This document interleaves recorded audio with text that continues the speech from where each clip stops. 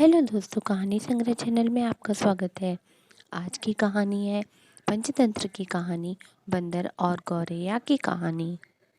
एक बार की बात है, एक जंगल में किसी घने पेड़ पर एक गौरैया का जोड़ा रहता था। वो उस पेड़ पर अपना घोंसला बनाकर गुजर बसर करते थे। दोनों खुशी खुशी अपना जीवन बिता रहे थे।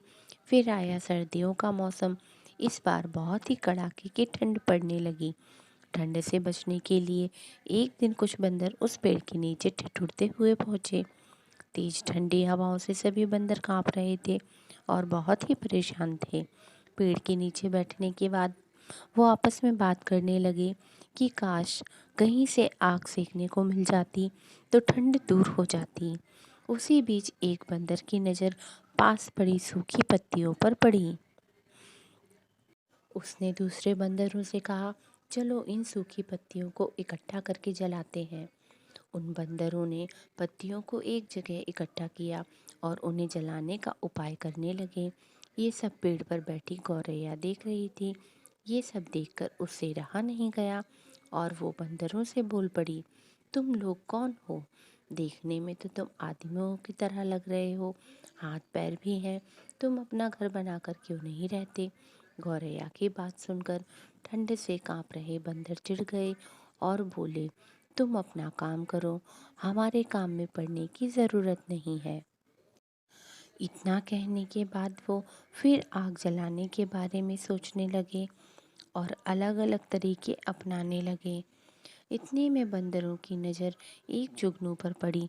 वो चिल्लाने लगा, देखो ऊपर हवा में चिंगारी है, इसे पकड़कर आग जलाते हैं। यह सुनते ही सारे बंदर उसे पकड़ने के लिए अलग अलग तरीके अपनाने लगे। ये देख चिड़िया फिर बोल पड़ी, यह जुगनू है, इससे आग नहीं सुलगेगी। तुम लोग दो पत्थरों को घिसकर आग जला सकते हो। बंदरों ने चिड़िया की बात को अनसुना कर दिया। कई कोशिशों के बाद उन्होंने जुगनू को पकड़ लिया और फिर उससे आग जलाने की कोशिश करने लगे, पर वे इस काम में कामयाब नहीं हो पाए और जुगनू उड़ गया। इससे बंदर निराश हो गए। इतने में फिर से गौरैया बोल उठी, आप लोग मेरी बात मानिए, पत्थर रगड़कर आप आग जला सकते हैं। इतने में एक गुस्साए हुए बंदर से रहा ना गया और उसने पेड़ पर चढ़कर गौरैया के घोंसले को तोड़ दिया। यह देख चिड़िया बहुत दुखी हो गई और डर कर रोने लगी। इसके बाद वो उस पेड़ से उड़कर कहीं और चली गई। कहानी से सीख, जरूरी नहीं कि हर किसी को ज्ञान या उपदेश दिया जाए। उपदेश उसी को दिया जाना चाहिए जो समझदार हो और बातों को समझे। बेवकूफ़ को उपदेश देने से खुद का ही बुरा हो सकता है। तो दोस्तों, आपको आज की कहानी कैसी लगी हमें कमेंट करके ज़रूर बताएं। वीडियो को लाइक करना और चैनल को सब्सक्राइब करना बिल्कुल भी ना भूलें। धन्यवाद।